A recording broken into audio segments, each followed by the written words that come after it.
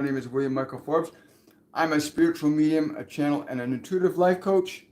And I want to welcome you to today's version of Supernatural Saturday, where we get into a meditation that helps us to integrate the vibrational energies that we have cultivated over the preceding week on Monday, Wednesday, and Friday from Shortcuts for Your Soul, where we have various ascended beings, multidimensional beings, ascended masters, and others that come through to communicate wisdom, knowledge, and truth to help inspire and liberate humanity from unnecessary suffering. And so we're going to go into that. Good morning. Good morning. Good morning. I just got to see where I put those glasses. Let's see here. All right. Good morning, Allison. Hello, I am. Hi, Julius. Yes. Hi, Jana. Hi, Sarah. Hi, Liam. Pleasure meeting you. Thank you. Thank you, thank you, thank you. Wow. So meditation. This is a fascinating time we live in as a species. You know, where we're moving from being subjective. Moving from being subjective to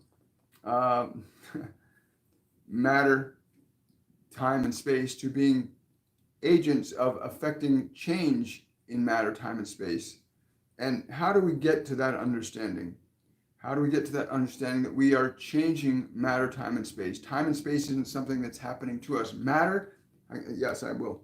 They want me to say to you, matter, time, and space is not happening to you. You are happening to it.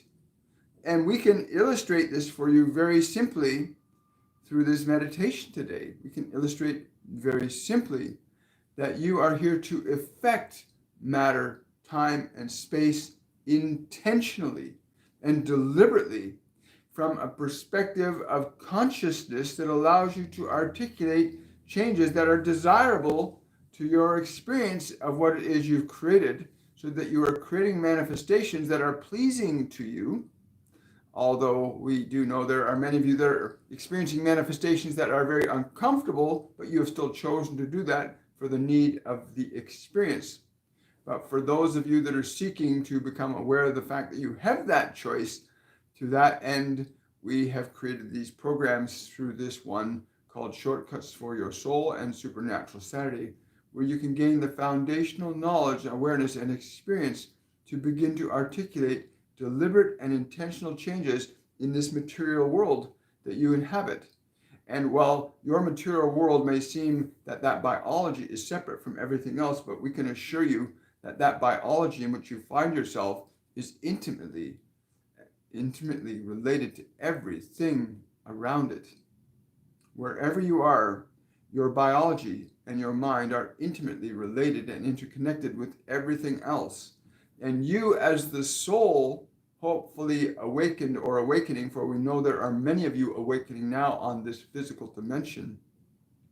For those of you that are awakening and deliberately awakening, you come to this place of creation, where you are beginning to realize that you are made in the image and likeness of the great Creator that manifested all that you can perceive with your senses, and that you are, like it is, able to create and articulate deliberate changes in time, space, and matter.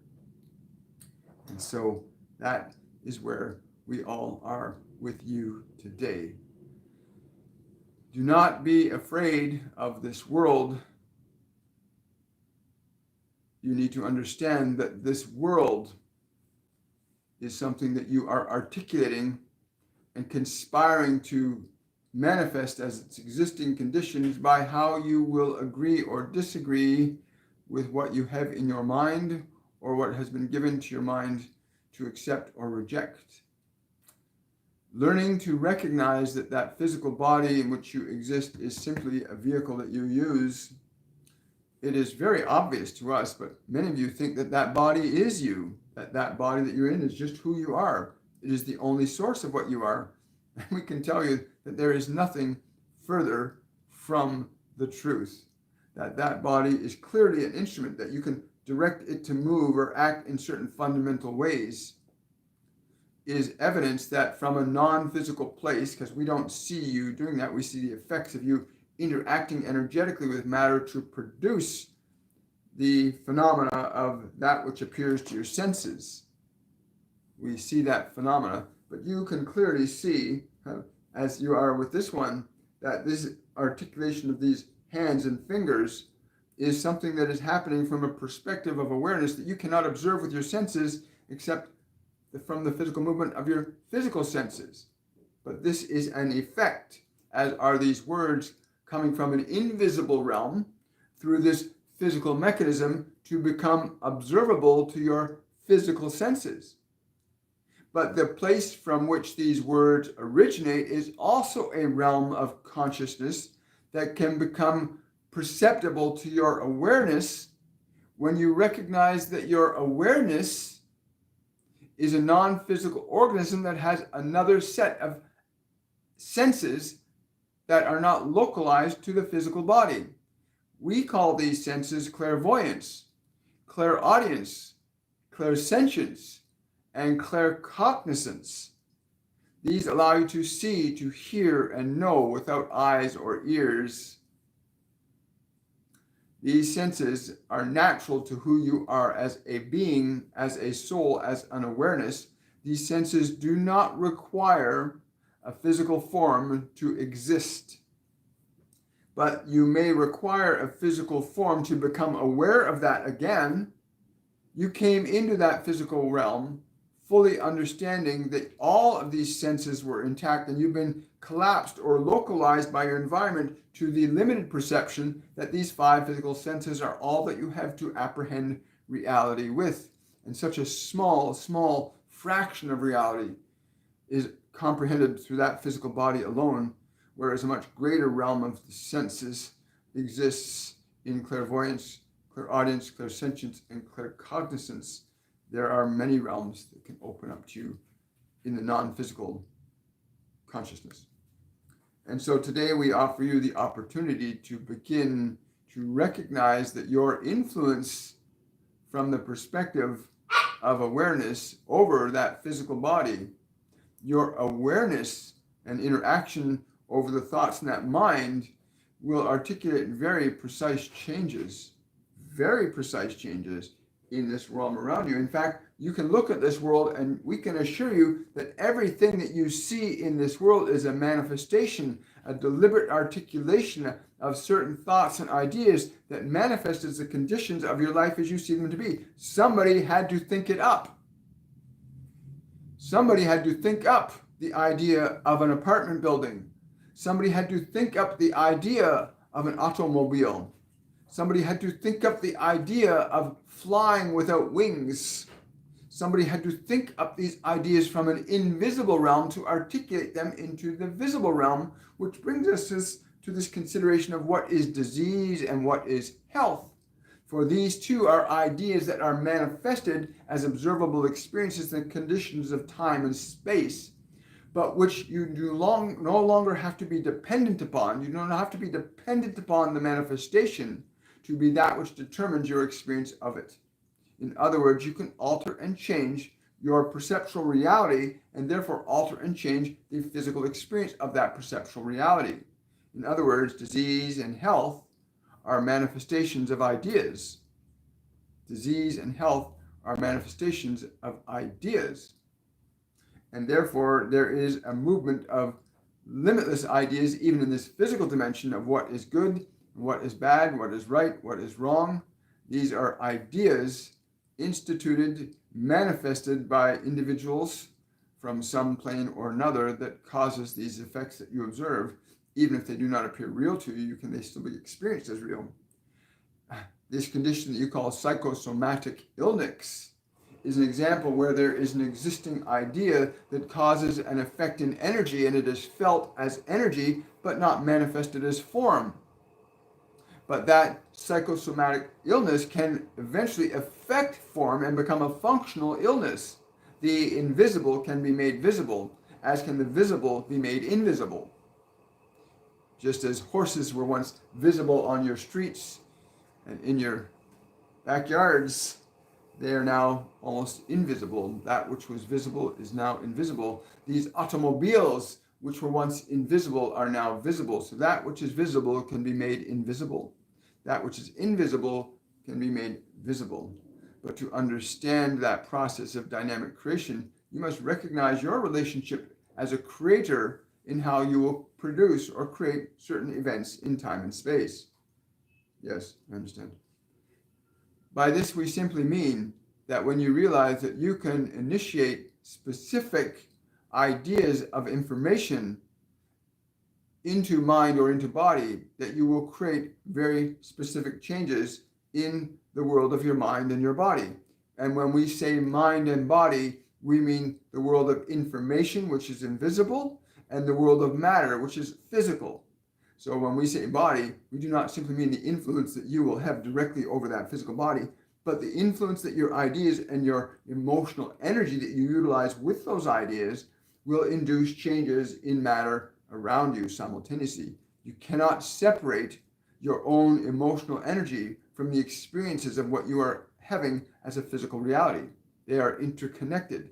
What you are holding on to as an emotion is directly connected to events in time and space around you. And if you release your attachment to those emotional conditions deliberately and intentionally from within you, you will release those conditions from around you as well. When you give up the idea of a horse and buggy, and you substitute it for the idea of an automobile, a horseless carriage, then you literally release one from existence and you bring another one into existence.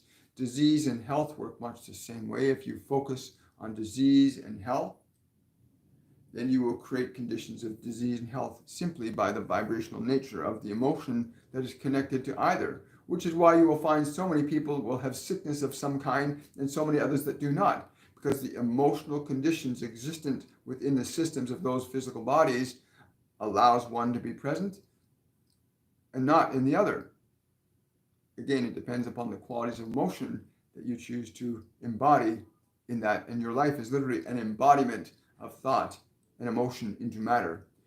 Your awareness can function independent of the thoughts and emotions embodied in your world. In fact, from the perspective of awareness, from the perspective of your awareness, you can remove from your body certain conditions and restore certain conditions to your body from the perspective of awareness, recognizing that you as awareness can change thought, can alter emotion, and thereby induce deliberate and intentional changes in matter and in the world around you.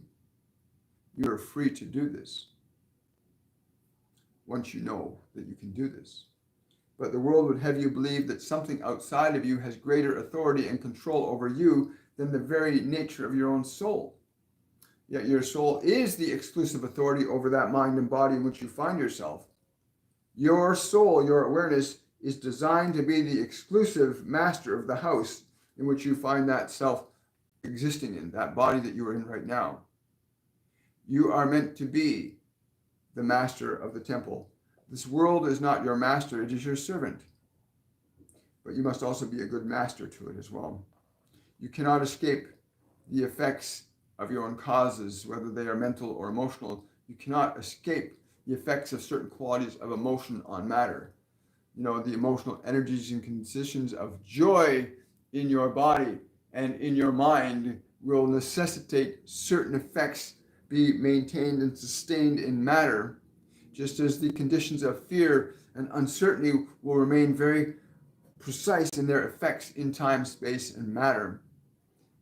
But through the process of becoming awareness,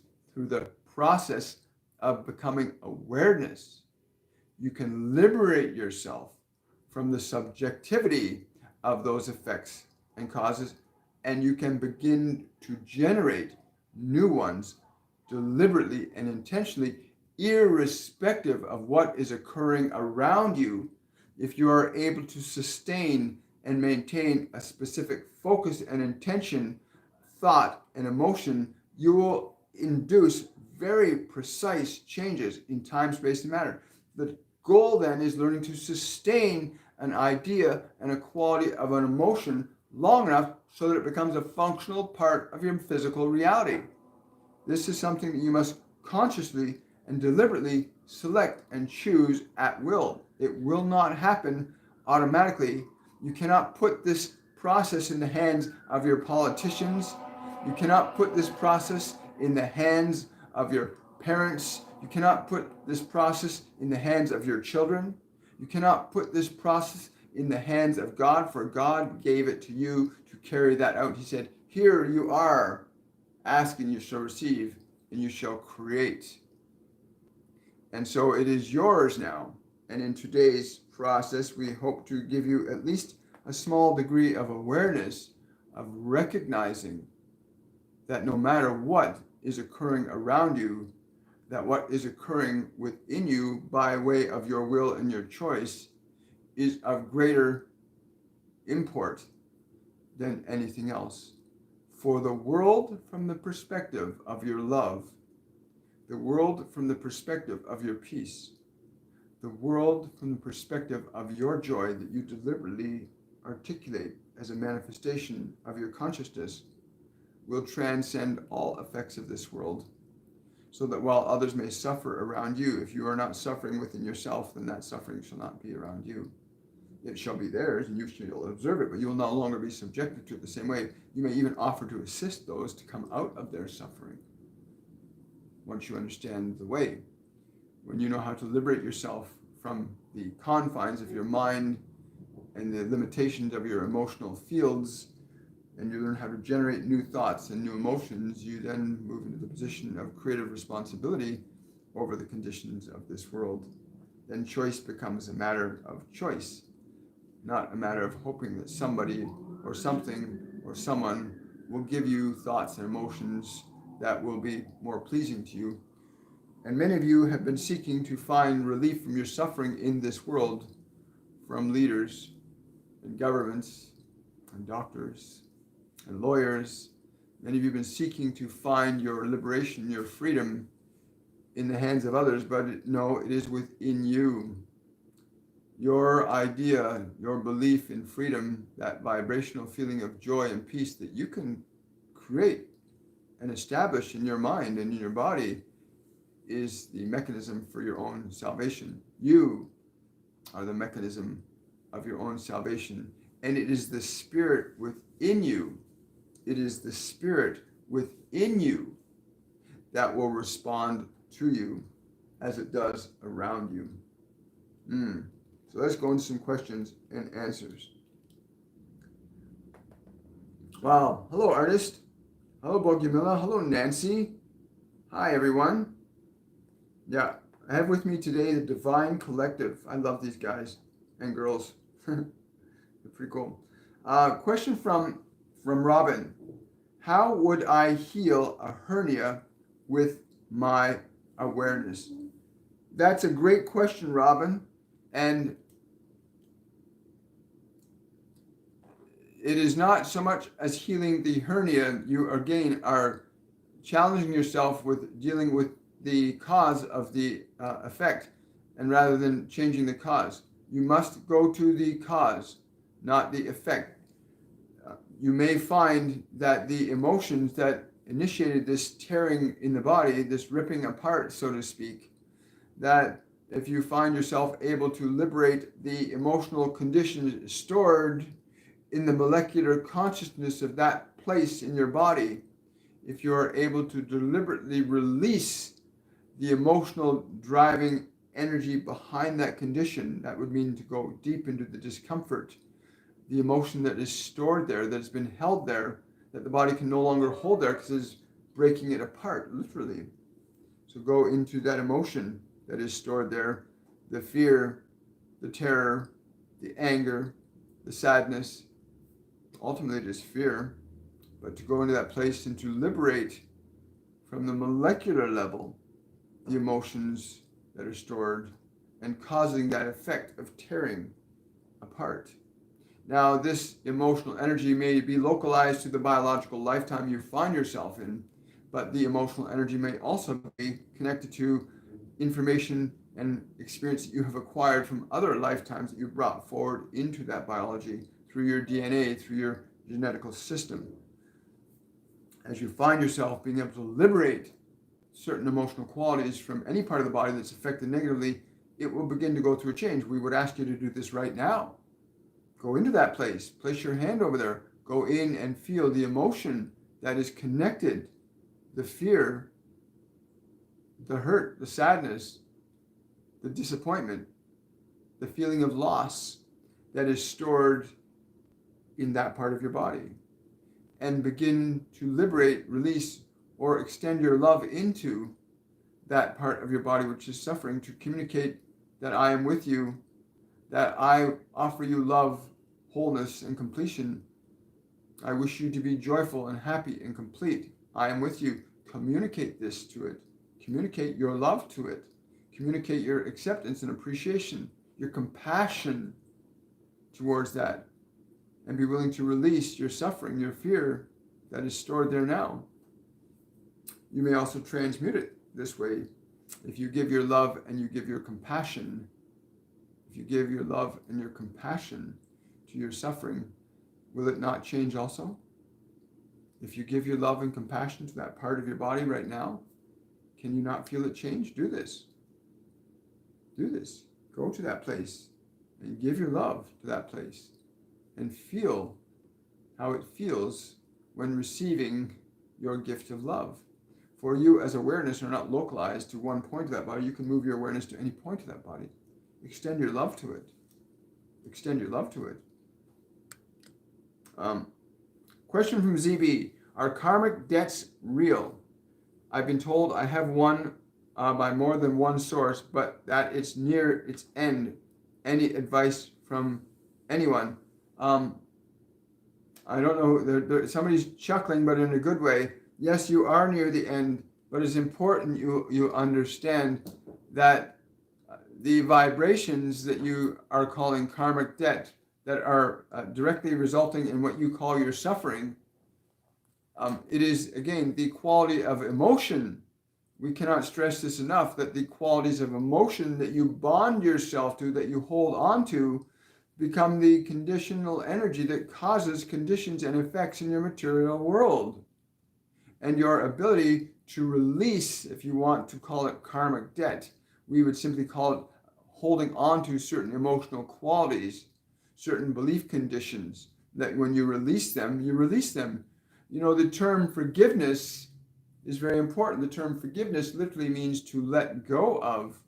So whatever the condition in your body or your world around you that is displeasing to you, whatever that emotion is related to that, then be willing to release it, to let it go, to transcend it. And it does not mean to deny it nor to ignore it, but to realize that if there's a part of you that is suffering, then what else would you have to offer it but your love? So if you are experiencing karma, then offer your karma your love. Because karma is usually denoted as some form of suffering, but you can have good karma and you can have bad karma, according to some philosophies. And the good karma you want to keep, it's the bad karma that you want to transcend. And you can transcend that with very specific intentions of love. Love forgives everything. Love is a forgiving energy. You extend love to anything that is in pain, you will see that it lets go of or releases the pain. Even now, if you have an ache or pain anywhere in your body and you simply communicate your love and your compassion to that part of your body, it will feel it from you. You're not that body, you are in charge of it. Give it your love.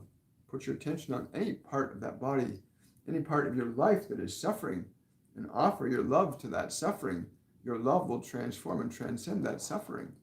Yes, we will begin shortly. I was just asking when we're going to start the meditation. Question from Julia. Did I not sleep for 5 hours last night? Felt like I was seeing things with third eye when wished to sleep. Again, if you confuse your body with who you are, the body is an instrument. Your mind is an instrument. You are the awareness, the soul, spirit of universal light that exists through that individualized form. But you are not the body. You're not the mind. You have a mind. You have a body.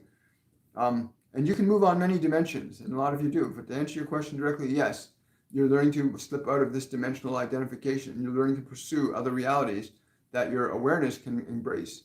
Remember, your 5 physical senses, sight, sound, touch, taste, smell, can only perceive this world. Your 5 physical senses can only perceive this physical world. Your 5 non-physical senses, clairvoyance, clairaudience, clairsentience, claircognizance, clairgustance, your clairsentience, your non-physical senses of seeing, hearing, smelling, tasting, feeling, knowing, those senses perceive another reality that is non-physical. Some call it the astral realms, but there are realms beyond the astral realms that your non-physical senses can begin to allow you to perceive. So have fun with that. It's always exciting, Julia.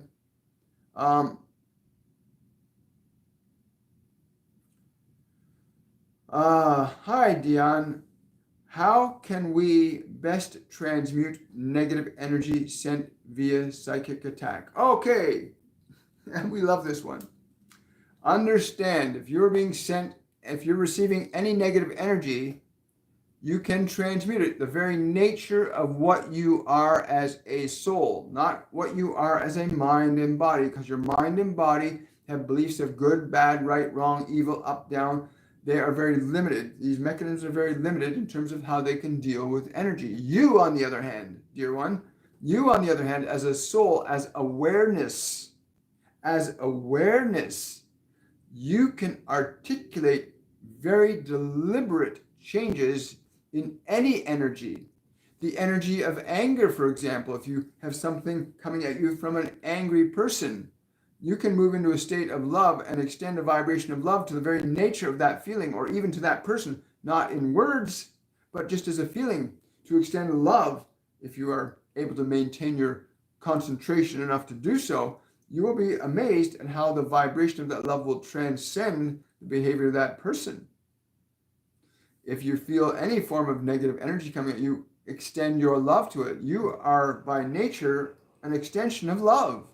The very creative intelligence of life itself has given you its life. You are its life. You are an extension of it, and its life is love. It's the expression of life, and life is love. And when you express a vibration of love to any negative field, it transforms it. Much the same way as you can take a glass of water and put it in a freezer. That water has no choice, because the temperature, the vibration of freezing will turn it to ice. So too will your vibration of love, when you can maintain it consistently towards any vibration that's of a lower frequency than that, such as fear or anger or guilt or shame, and you extend your love to it, you will alter the vibrational components of that other field, in this case, the negative energy. And you sustain that vibration of love, and you sustain that vibration of love, and it will transmute the negative frequencies into the very nature of what that love is. Just as the freezing will transform the water that's liquid into the existing conditions of the freezing temperature, which is ice. So that vibration becomes what it is imbued to. So too will your love do the same for your body. So too will your love do the same for the world around you. Please understand this. When you understand that you literally transform and transmute matter, time, and space with what you are generating as a field, as an intention, as a vibration, and you can only do this by being aware that you can choose love as a vibration. You can choose joy as a vibration. You can even take love and joy, and even if in your mind and body you have pain and suffering, and you can bring love and joy into your pain and suffering, you will transform it. Vibration transforms vibration. Love transforms lower vibrational frequencies into itself, as freezing will change liquid water into itself of freezing. So too love does the same. So too can fear do the same. Fear can transform love into fear if this is an unconscious process. Love, consciously and intentionally chosen and directed, will inevitably produce its own kind as an experience in your world. You must become conscious that you can stay in a state of love even when fear seems to surround you. You'll be quite amazed at what you will begin to manifest in this world that you live in. Question from Vertical Connection. 2 months ago, an object fell on my eyes and created a concussion around my eyes, whereas the eyes continue to be blood red. Although I do give my eyes love and thank the conditioned persists? Well, the fact that the condition persists necessitates that there is still a quality of emotion related to the original event. In other words, the emotion that the body reacted to at the moment of the event. You go back to the moment of the event. Do this.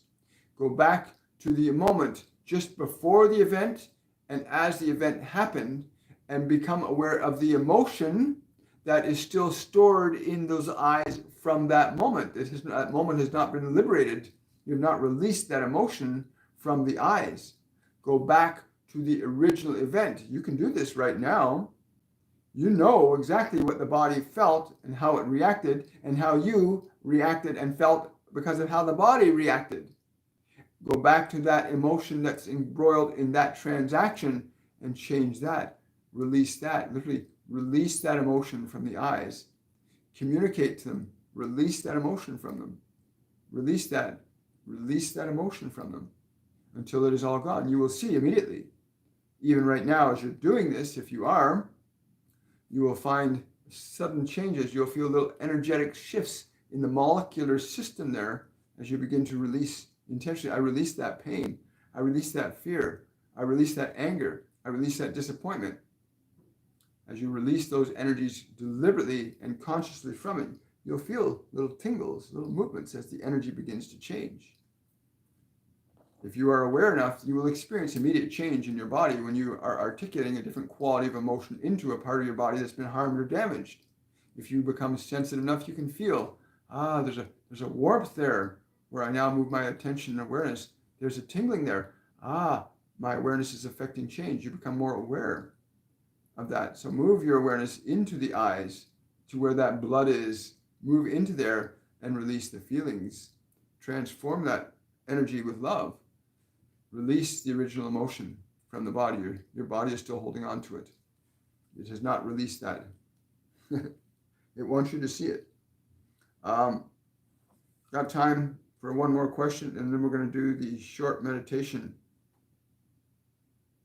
Wonderful. 39. Question from Nancy.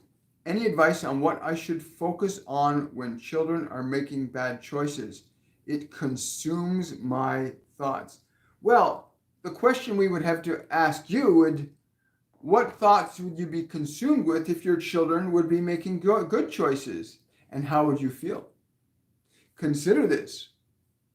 If your children were making good choices, how would you feel? Indulge with us for a moment. If your children were making good choices, how would you feel? And then when you recognize how I would feel if my children were making good choices, well, you'd be happy. You'd be joyful. Then bring that feeling to your children. Hold that feeling in heart towards your children. Send that feeling of your gratitude and your joy at their making good choices. Send that to them. Send that to them. Send that feeling to them instead of your occupation with their bad choices, which you keep sending that energy to them. And you keep sending that energy to them. Go into, if they're making good choices, how would this feel? I would be so overwhelmed with joy and excited. I would look forward to hearing what they have to say. I would not be in fear anymore. So what you offer them is different now. Do this. You watch over the course of a week. If you are occupied with the feeling of how they feel making good choices, you will see a very marked difference in what happens. Occupy yourself with the feeling of them making good choices, and you will see a difference. Remember, just because you do not speak words, your thoughts affect matter. Your thoughts affect matter as equally as this thought in the mind of this one we give him to open and close that hand affects the matter of his body. It is true. And whether it is your body or somebody else's body, your thoughts affect matter. And if your thoughts about your children are they're making bad choices, and I'm upset about that, well, your thoughts affect matter. Your thoughts affect matter. So spend a week indulging us. I love how I feel when my children make good choices. Indulge us for 1 week. And then come and tell us next week that we are right or that we are wrong. We would love to hear you say, yes, look what's happened. We know what is inevitable. We know what is inevitable if you do this. It is inevitable. Thought affects matter. Wow. Cool.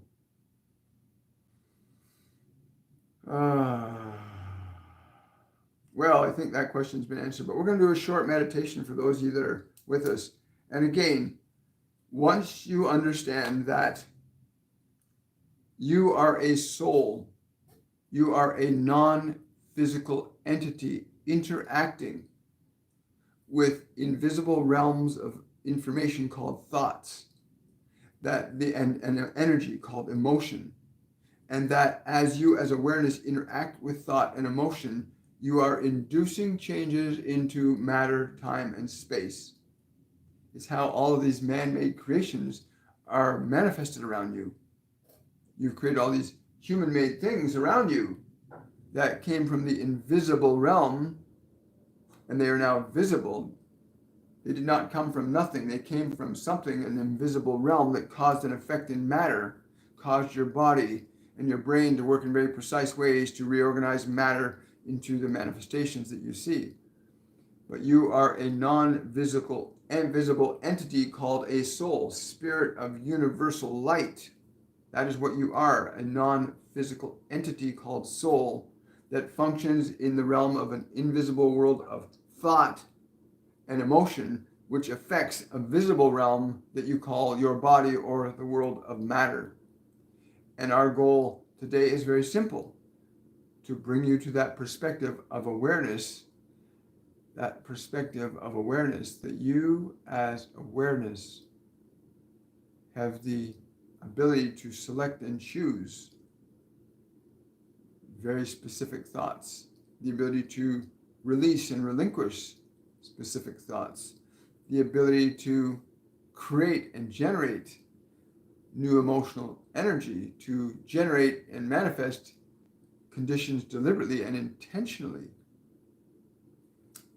Some of you will get into the concepts of time and space. Yes, there is a process of, it takes time for that water in the freezer to become ice.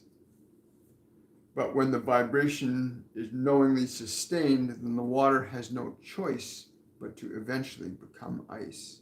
So the vibration of your love, the vibration of your joy, the vibration of your bliss, sustained and embraced with your awareness deliberately and intentionally, begins to induce a change in the conditions of matter if you observe them with your senses. And as long as you sustain and maintain that vibration of joy, that vibration of love, that vibration of bliss, that vibration of peace, that vibration of compassion, and you maintain these, then rest assured that this world of matter around you, like the glass of water, will begin to change into the image and likeness of what it is you embody with your awareness. Please understand the simple chain of cause and effect here. The challenge you have then is sustaining. If that freezer is unplugged and the vibration of cold stops, even if the water is halfway frozen, then the vibration once stopped, the water of course will not freeze and will begin to revert back to what it was. But plug the freezer back in again and the water will begin to freeze again. So too, when you choose to sustain or manifest a condition of wealth or a condition of joy or condition of love or condition of health or condition of vitality, that is a process of sustaining a quality of vibrational energy long enough until the condition of its function becomes obvious to your senses. In other words, it is obvious when the water is frozen into ice in the freezer. It is obvious to your senses. So to experience more love in your life, it will become obvious when the vibration is sustained long enough. It will become a functional reality in your physical conditions. And that is a process that you must develop called maintaining attention and focus on a particular quality of energy over a sustained period. And we offer you something very simple today.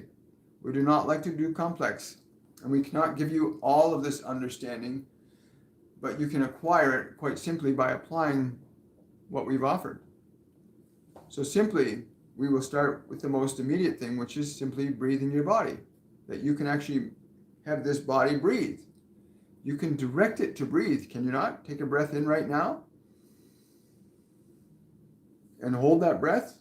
You're directing that body. It is matter that is following your command. It is matter following your command. And you can feel that. And then you exhale. And you're making the body exhale. It is following your command. Matter following your command to breathe. The degree and extent to which you can breathe or not breathe, because we know many in this physical realm that can hold their breath or sustain no breath for great lengths of time, for they understand the relationship they hold over matter, and their love and their light and their energy maintains it. But you must begin at the beginning, recognizing your breath is something that you have authority. The first step of authority you can assert over that physical body in which you find yourself living the experience of this world through. And in that process of breathing, you are articulating authority over matter. Can you breathe again? Breathe deeply.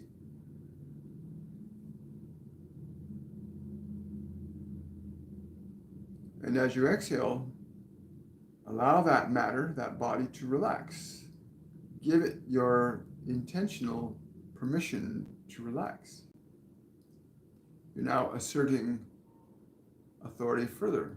You're giving this mechanism your permission to relax. You're giving it permission. You can give it permission to relax. And you breathe in again deeply. Feel this. You are asserting authority over that body. You are making the lungs open. You're having the body become still by holding its breath. You're directing matter. You're directing physical matter with your awareness. And as you exhale, you release. You're allowing the body to release, to relax. You're directing matter with your awareness. This is where you begin. You learn that you direct matter with your awareness. Matter does not have to direct you anymore. But you begin here. And your breath again in.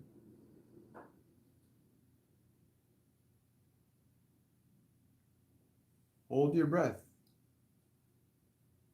You begin to assert a little authority. And you exhale. You begin a little at a time. You cannot hold your breath for 20 minutes yet. You begin a little at a time. And in your breathing and your authority over the body, to get it to surrender to you, to recognize that you have dominion over it. And then to move your awareness to this place of mind, where there is thought, where there is emotion, where there is memory, to become aware of that. Now you move into the position of awareness, of memory, of mind, of thought, of emotion. You are in awareness of them, just as you are in awareness of your body when you breathe it. And you direct the body to breathe, to hold, to release, you're directing it. So too, with mind and thought and emotion, you can also breathe. And as you exhale, you can release thought and emotion and memory from your awareness with your breath. You can release them from your awareness. Feel that. And then you breathe in again into mind, to memory, into emotion. You breathe into them. And as you exhale, you release them. You allow them to be released. You let them subside as you let your body subside. Now you begin to align mind with body with your breath. Can you feel this? Can you feel that when you breathe into your mind, to your memories, to your emotions? Like you breathe into your body and hold and gently release and allow thought, emotion, and memory to be released with your awareness. You are asserting your awareness over mind, emotion, and memory. And you continue to do this. You practice this. The challenge that some of you will face is if you have a mind and you have memories that are painful or have lots of emotion attached to them, that the process will need to be sustained and maintained over a longer period of time. But the same mechanism will always apply. When you assert your breath over the body, you are asserting your authority over matter.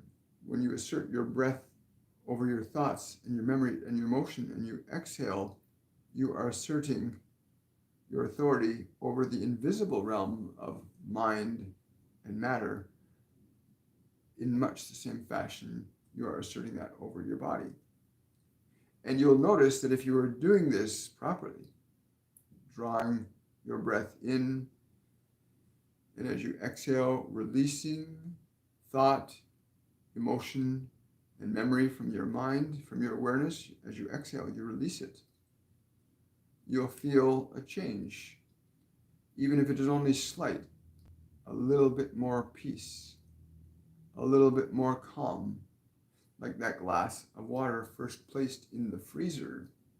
The freezing begins to work on it, and it begins to change it, but you maintain the temperature, you maintain the breath, you maintain that process of liberating thought, memory, and emotion from your body. And you feel a slight change, and you feel a slight change. And each time you become aware of a slight change, you are becoming aware that you are asserting now your awareness and influence over both the invisible realm of thought, the invisible realm of emotion, and the visible realm of matter now. And each time you do this and become more aware that that change is occurring, now you recognize as awareness that you are now becoming the agent of this change. You are now affecting the change rather than being affected by what is already occurring in the system. You are now affecting the system. Be patient and compassionate and gentle with this mind and body that might be so unruly at first. Be kind to it. Use your breath gently. Remember, when you breathe in, you are asserting conscious authority over matter. And when you exhale, you are asserting conscious authority over matter. And when you breathe into your mind and you release thought and you release memory and you release emotion, you are asserting your awareness, your authority over the invisible realms of thought and emotion and memory. And the more you apply this intentional process, the more your awareness will gain the understanding that you are affecting matter and can then rise above being affected by it. You can begin to move beyond being affected by the world to becoming something which affects the world, which is what your true nature is. Your true nature is that you came here to affect a change in the world, not simply to become subjective to it. You are a soul, a spirit of universal light and love. And as you begin to experience your authority over matter, over mind, you begin to find this process of freedom that allows you to create intentionally what you would want to experience in this world as a matter of what you are being, rather than what you are thinking you are being. We hope that you understand what we have done with you today, and we hope that you have participated in it to the degree and extent that you are willing to, for to the degree and extent that you recognize This is not simply, I'm making my body breathe. You are asserting authority over the matter called your body with that breath. You are asserting authority over matter. And if you understand that simple awareness of what happens when you do this, the body becomes quieter, more receptive to your awareness, for now you are directing it, no longer subjective to it. The same for thought and emotion and memory. As you begin to assert your authority over them, releasing thought, emotion, and memory, you restore yourself to a vibrational awareness which is natural to who you really are, which is love. Love is your true nature. And as you learn to distinguish between mind, emotions, memory, and matter as awareness, you begin to restore yourself to the position of being commander of that body and mind, the conductor, if you like, of that experience you call your life. We do not like things to be unnecessarily complex. We prefer them being very simple, which they are. A single breath can liberate you from years of suffering. If you understand what we're saying, a single breath can liberate you from years of suffering if you understand and know what we are saying. We are the divine collective, and it is our honor and our privilege to be here with you today.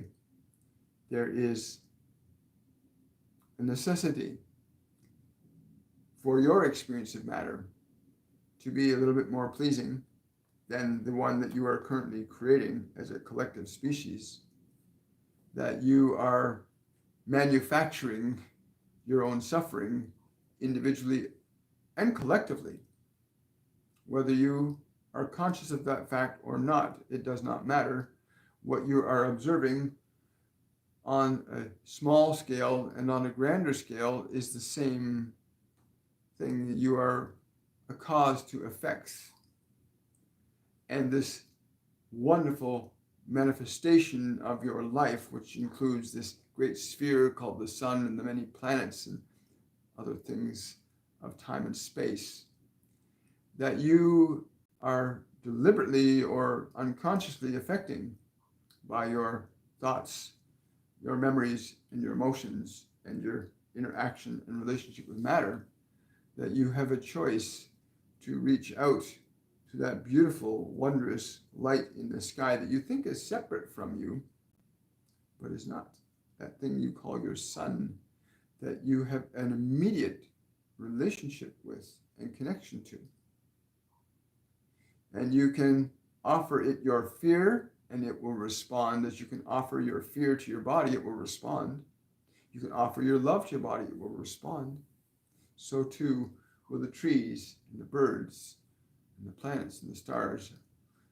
They dance together. Remember to offer your love to matter, and you will experience very different changes than the fear you are currently offering to this world collectively. The world of matter is always responding to you. There is no time that it is not, and there is no random events occurring or unfolding around you or within you. When you become conscious, it is all intentional. Love is your essential nature. As we have suggested, please apply what we have offered you today. We wish you much love, much joy, much compassion, much vitality, much bliss, much peace, much gratitude in this moment and in each and every moment